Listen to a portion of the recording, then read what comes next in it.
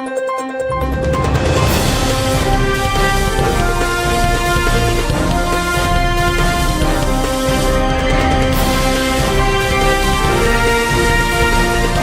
नगरी 24 तास न्यूज, रोखोक बातम्या आणि बरच काही। उच्च न्यायालयाचे बेकायदेशीर डिजिटल फलक लावण्याबाबत आदेश असताना व सोलापूर महानगरपालिकेच्या वतीनं नो डिजिटल झोनच्या चौकात डिजिटल फलक लावण्यास मनाई आदेश असताना सुद्धा नो डिजिटल झोन चौकात अनेक बेकायदेशीर डिजिटल फलक लावण्यात येत आहेत।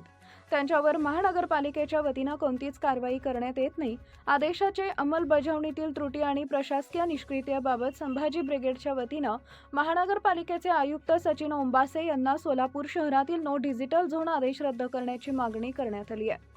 शहरामध्ये विविध नेत्यांचे वाढदिवस, पक्षीय राजकीय नेत्यांचे दौरे व अनेक कारणांमुळे राजकीय नेते व सामाजिक संघटनेचे पदाधिकारी महानगरपालिकेच्या नो डिजिटल झोनमध्ये बेकायदेशीर डिजिटल फलक विना परवानगीनं महानगरपालिकेच्या नाक्यावर टिच्चून लावत आहेत।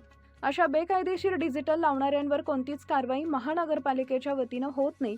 त्यामुळे शहरात डिजिटल लावण्याचे पेव फुटलेत।